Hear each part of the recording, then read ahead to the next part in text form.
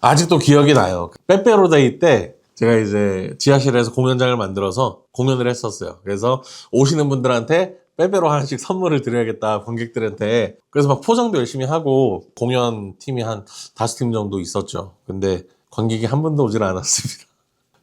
그게 벌써 한 2018년, 2019년 정도의 이야기인 것 같은데요. 그래서 빼빼로가 그대로 있으니까 공연이 뭐 한 밤 10시쯤에 끝났나? 그래서 이제 야자가 끝날 시간이니까 인근 고등학교에 가서 야자 끝난 친구들한테 빼빼로 나눠주면서 우리 공연장 오픈했으니까 와라 뭐 이랬던 경험이 있습니다. 빼빼로를 다 돌리고 이제 공연장 같이 만든 친구랑 PC방에 갔어요. 사장님이 빼빼로 주시더라고요.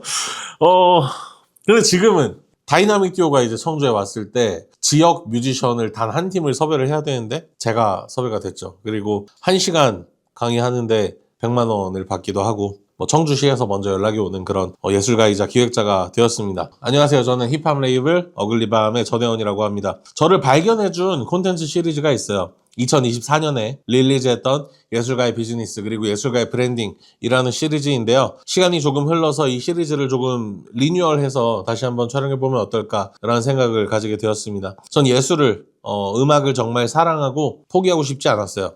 뭐 이 예술뿐만 아니라 각종 뭐 고시라던가 혹은 뭐 도전 같은 것들에 대해서 포기도 용기다라고 말하는 사람들을 보면 진짜 너무 분노가 일어나고 미워하지 않을 수가 없었어요. 앞서 말씀드린 그 빼빼로데이 공연 사례를 듣고 공감하시는 분들도 굉장히 많으실 것 같다는 생각도 드는데 최근에도 이제 주변에서 예술적인 감각이 정말 뛰어나고 작품을 봐도 정말 와 소리가 절로 나는데 생계의 어려움 혹은 가족 간의 갈등을 극복하지 못하고 벗어나지 못하는 분들을 좀 많이 보게 된 것 같아요. 그래서 그런 분들을 보는 게 이 콘텐츠를 또 리뉴얼해야겠다는 생각이 들게 된 계기이기도 합니다. 우리가 이 방법을 통해서 안정될 때까지 시간은 좀 걸리겠지만 방법을 차차 한번 이야기를 해볼게요. 당장의 변화를 원하시는 분이라면은 이 시리즈와 어울리지 않을 수도 있습니다. 그렇다면은 현실과 다르게 어떤 현혹하는 영상을 보시거나 복권을 사는 게 조금 더 빠른 길이지 않을까라고 생각을 하고요. 오늘은 첫 번째 편이니까요. 큰 그림 그리고 어떤 구조에 대해서 말씀을 한번 드려보고 다음 편부터 세부적인 이야기를 나눠보도록 하겠습니다. 첫 번째, 여러분은 어떤 성향의 사람인가요?에 대해서 답변을 해야 합니다.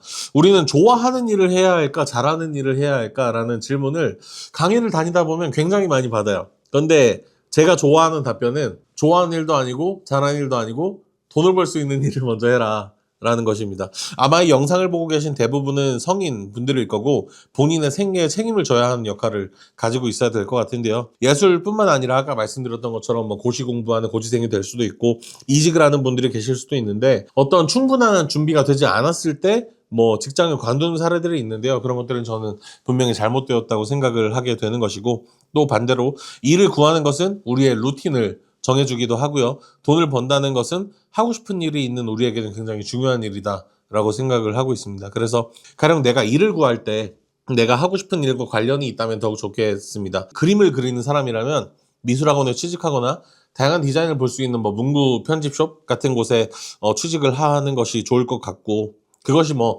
식당이나 카페에서 일을 하는 것보다는 조금 더 괜찮지 않을까? 라는 생각을 하게 되는 것이고요. 만약 저처럼 힙합을 하는 사람이라면 편의점이나 뭐 서점에서 일하는 것보다는 클럽이나 음반 매장 같은 곳에서 일을 하는 것이 조금 더 낫지 않을까라는 생각을 하게 되는 것이죠. 체력적으로 그리고 성향적으로 내가 본업을 일을 하면서 예술 활동을 병행할 수 있는 사람이라면은 더없이 좋고 이 어떤 구조의 단계를 압축시키는데 굉장히 유리할 것 같은데 그게 아니라 나는 생계 유지를 할 수 있을 만큼만 벌고 루틴 그러니까 늦게 자게 되잖아요. 일이 없으면. 그래서 일찍 일어나는 어떤 루틴 같은 것에 도움이 되는 일을 구해서 최소한의 시간만 돈을 버는 일. 다시 말해서 생업에 투자하고 싶다. 내가 그런 성향의 사람이라면 그런 일을 구하시는 게 좋다고 생각이 듭니다. 이런 부분에서 저는 청주를 떠나지 않기를 잘했다는 생각도 드는데 한 달에 제가 한 60만 원 남짓 벌었을 때가 있었어요. 그런데 그럼에도 불구하고 부모님과 함께 사는 집에서 의식주를 해결하니까 돈 나갈 데가 없더라고요. 그래서 저는 그 기간을 잘 버틸 수 있었다고 생각을 하게 됩니다. 두 번째, 여러분은 여러분을 어떻게 소개하고 계신가요? 그러니까 스스로를 어떻게 정체성을 파악하고 있느냐, 나는 직업적으로 어떤 사람이냐를 좀 설명할 수 있는 단계인 것 같습니다. 저는 스스로 뮤지션이란 정체성이 너무 강했어요. 음악으로 벌고 있는 돈이 거의 한 푼도 없음에도 불구하고 그냥 정체성이 강했어요. 그래서 저는 먹고 살기 위한 수단으로 기획자라는 어떤 포지션을 선택을 했는데, 기획으로 먹고 사는 일을 하면서도 저는 기획자라고 소개를 하지 않았던 거죠. 제가 기획자라고 어디 가서 소개를 하게 된다면 나 스스로 타협을 했다거나 혹은 아무도 그렇게 생각하지 않는데 부끄러웠던 어떤 감정도 들었던 게 사실인 것 같아요. 그런데 어느 순간부터 자연스럽게 기획을 하고 있었고 사람들을 모으고 있었고 어느 날 어떤 계기가 딱 터지게 됐는데 서울에서 열리는 기획자 페어에 가게 되었고, 그 기획자 페어에서 저는 도움을 받으려고 간 건데 어느 순간 보니까 제 주변으로 이제 사람들이 동그랗게 둘러앉아서 제 이야기를 경청하고 있더라고요. 그리고 저한테 막 도움을 구하기도 하고, 그런 일들이 저한테 되게 새롭게 다가왔고 저는 그날부터 저를 기획자라고 칭하기 시작했습니다. 나는 음악을 하는 기획자구나 라고 그냥 받아들이게 된 거죠. 그런데 이 정체성을 변화시키지 않았더라면은 저는 더 큰 일을 하지 못했을 것 같고, 여전히 이제 뭐 한 달에 60만 원, 100만 원, 150만 원 그렇게 버는 기획자이지만 뮤지션이고 싶은 그런 사람이 되었을 수도 있을 것 같다라는 생각이 들어요. 왜냐면 그 정체성이 생기고 나서부터 더 큰 일들이 들어오고 그 일들을 제가 해결할 수 있는 어떤 상황에 놓이게 된 것 같이 보이게 됐습니다. 세 번째, 첫 번째와 두 번째에 대한 질문이 완성되었다면 이제 최소한의 지속 가능한 구조를 만드는 일에 대해서 우리는 에너지를 쏟아야 돼요. 우리는 첫 번째와 두 번째 질문에 대해서 답변을 하면서 적게는 수개월, 많게는 수년의 시간을 보내게 될 텐데요. 이 시간 동안 세 번째 단계를 준비를 해야 됩니다. 지금은 당장 생업과 예술 활동을 분리해서 생각하고 있지만 그것을 일치시키는 날을 준비하는 거예요. 지금부터. 나의 이상적인 모습을 떠올려보고 그것을 미리 준비하는 단계라면 이런 것들을 할 수 있겠습니다. 예를 들면 나에게 어떠한 전문성이 있어요. 그것을 가르치는 일을 지속적으로 할 수 있겠습니다. 다시 말해서 학원에 취직을 할 수도 있고요. 아니면 온라인 VOD를 찍을 수도 있고요. 개인 레슨을 진행할 수도 있겠습니다. 개인 레슨을 진행하기 위해서 유튜브와 인스타그램에는 나의 전문성을 보여줄 수 있는 콘텐츠를 기획해서 계속 업로드를 해주고 그것을 누적시키는 거죠. 그리고 네이버 블로그, 브런치, 스레드 같은 텍스트 기반 어떤 SNS에는 나의 키워드, 나의 전문성을 가진 지역과 키워드를 상위 노출을 시키는 작업을 계속해서 하게 될 겁니다. 누구에게는 업장을 오픈하는 것이 그 세 번째 단계가 될 수 있을 건데요. 내가 만약에 손재주가 좋다, 그래서 뭐 소품이나 문구류를 직접 만드는 사람이다 라고 한다면 다른 작가님들의 제품도 함께 볼 수 있는 뭐 소품샵이나 편집샵 등을 열어둘 수도 있겠죠. 더 감각이 있는 사람이라면 제주도나 강릉 같은 관광지에서 그런 것들을 도전해 볼 수도 있겠고요. 내가 더욱 욕심이 난다면 그런 공간에서 커피나 디저트를 같이 팔 수도 있겠습니다.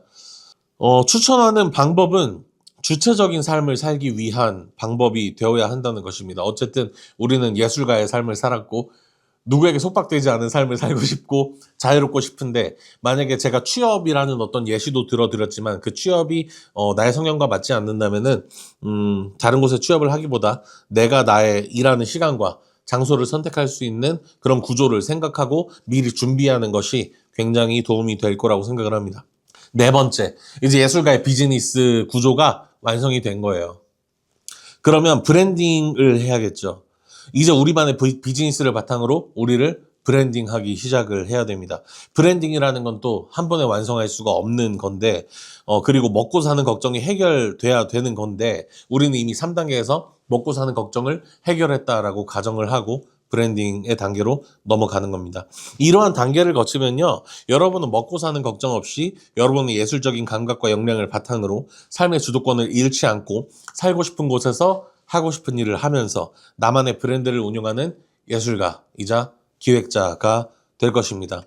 지금 하는 일은 작품 활동이 아니어도 나의 예술적인 감각과 역량을 바탕으로 하는 일이기에 일에 대한 흥미가 떨어지기도 어려워요. 그리고 만족감도 클 것입니다. 그리고 여러분을 알리기가 훨씬 용이해질 것입니다.